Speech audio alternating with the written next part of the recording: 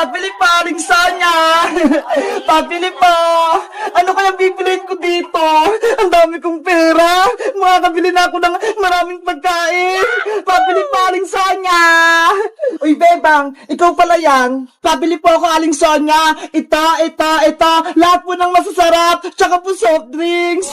Wow! Ang dami mong bibilin, Bebang, ah. Siguro, ang dami mong pera. Kasi po, marami po akong naipon na pera nung Pasko. Ito po. Ang dami nga. Mabuti na lang po. Mababait yung mga ninong at ninang ko. Lahat sila, binigyan ako ng mga pamasko.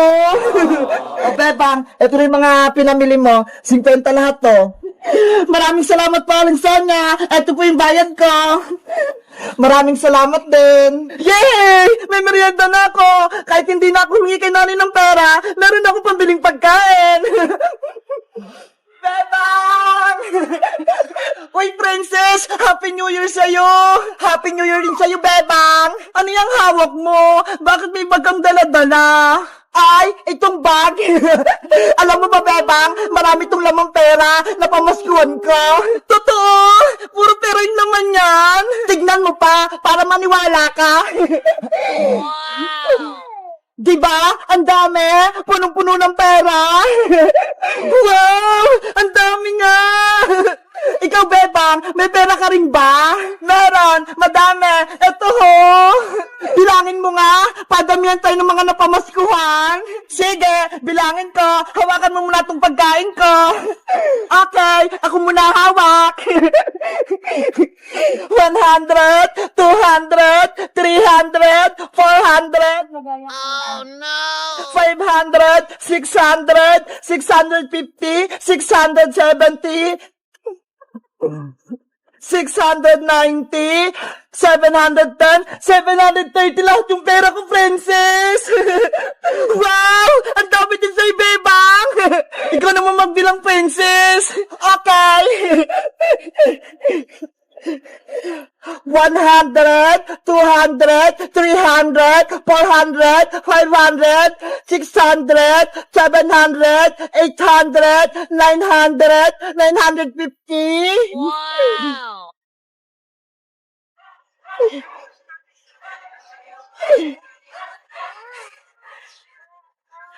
One, two, three, four, five, 1,050. 1,090! Grabe! Ang dami mong napamaskuhan, Princess! Mahigit 1,000! Oo nga eh! Ang yaman-yaman ko na! Nasa na yung chichirya ko? Pati yung soft drinks! Wala na! Naubos ko na! Ikaw talaga! Ang takaw mo! Princess! Hala, sa Aling Tiri, paparating. Ano po yun, Nay? Nasaan yung maraming mong perang pinamaskuhan mo? Eto po, nasa bag ko. Akin na yan lahat, ibigay mo sa akin. Ano po? Kukunin niyo to, Nay? Oo, ipapabayad ko yan sa utang sa tindahan kaya Maring Sonia. Lagot ka, Princess. Kukunin na Aling Tiri yung pinamaskuhan mo. Ayoko, no? Princess, akin na yung pera mo. Hindi pwede, Nay! Akin po to! Papalitan ko naman, pag nagkapera na ako. Sabi ng ninong at ninang ko, bawal mo daw po itong kunin! Ibigay mo na sa akin yung pera! Ayoko po, Nay! Hindi ko po ito ibibigay sa'yo! Hoy, Princess! Bumalik ka rito! Pambayad ka ng utang! Pambili ko po itong pagkain, Nay! Princess! Bigyan mo ako ng pamasko! Si Princess! Ang bilis tumakbo! Kayo guys, magkano na pamasko nyo nung Pasko? Mag-comment lang kayo! Bye-bye! Yay! Uwi na si Nanay! Mabuti na lang, magaling na yung sakit ko! Maglilinis ako ng buong bahay para pagdating ni Nanay, masaya siya!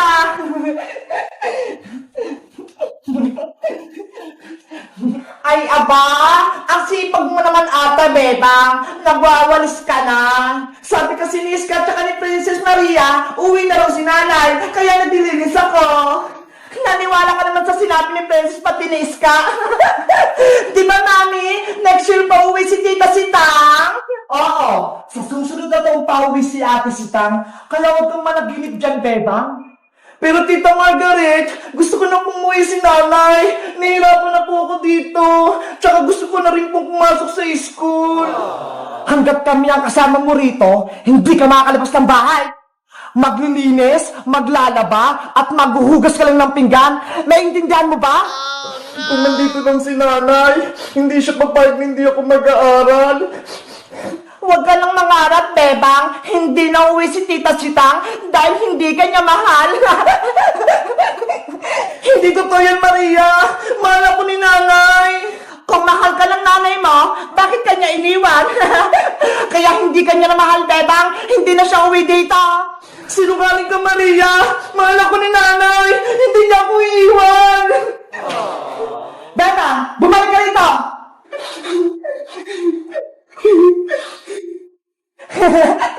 Nagdadrama na naman si Bebang.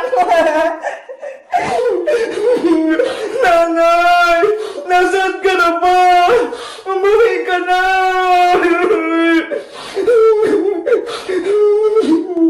Mami, di ba mahal mo ako? Kaya di mo ako iiwan?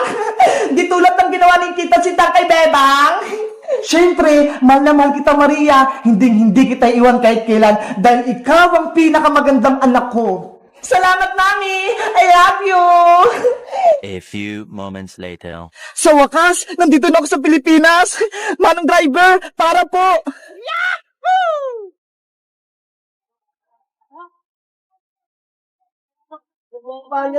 Salamat po. Namiss ko yung bahay namin. Namiss ko rin si Bebang. May kita ko na si Bebang. Bebang! Maria, may tao sa labas. Silipin mo nga kung sino yun. Sige po, Mami. Bebang! Mami, halika rito. May problema tayo. Ano yun, Maria? Para ka nakita ng multo. Tingnan niyo po. Si Tita Sitang nasa labas ng gate. Ano?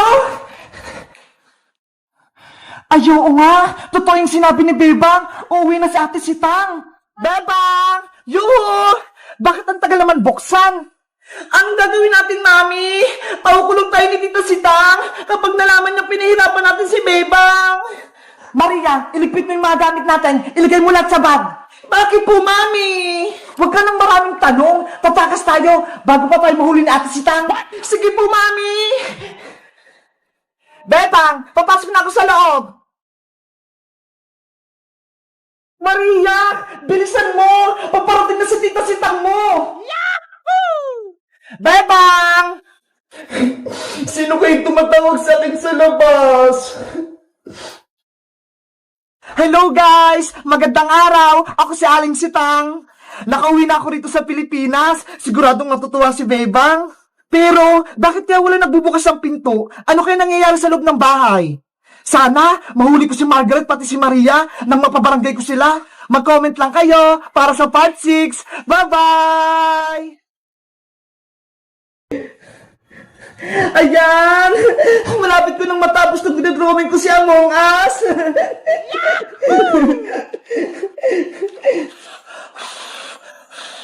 Bebang, gutom na ako. Gusto ko nang kumain. Huy, Princess! Hindi mo pa nga natatapos ang assignment mo eh. Tapos pagkain agad yung iniisip mo. Pero Bebang, gusto ko na magmerienda. Nanghina na yung katawan ko. Tignan mo nga oh. Hindi ko na madrawing si Among Us. Bahala ka. Basta ako, tatapusin ko muna itong pinagagawa ni Teacher Magda. Kumain na kasi muna tayo, Bebang. Mamaya na yung assignment na yan. Eh, paano? Wala namang pagkain dito sa bahay eh. Anong kakainin natin? Ano ba yan? Gutom na gutom pa naman ako. Tahong! Bumili na kayo ng tahong! Wow! Oy, Bebang! Naririnig mo ba yun? May nagtitinda ng tahong sa kalsada! Tahong kayo dyan! Masarap to! Tahong! Ayaw nga no! Tara! Bumili muna tayo ng tahong, Princess! Gusto ko rin yun! Kukunin natin itong mga baso, lalagarin ng tahong! Ah, eto sa isa, Bebang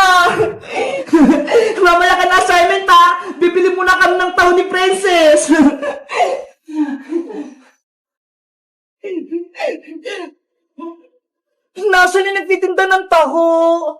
Tahong! Tahong! Ay, Bebang! Ayun si Boyong, oh! Siya pala yung nagtitinda ng taho!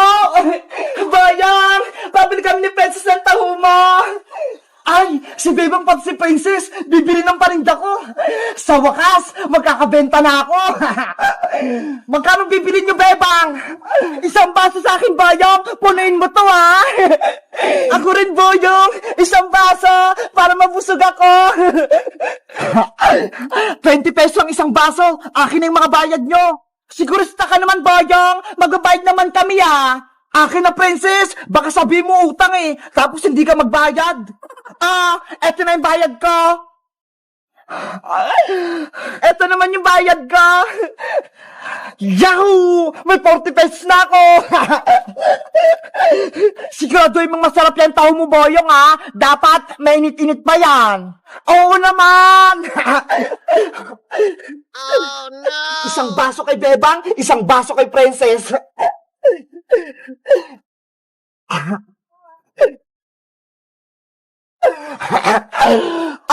Bebang Princess, eto na yung taho nyo.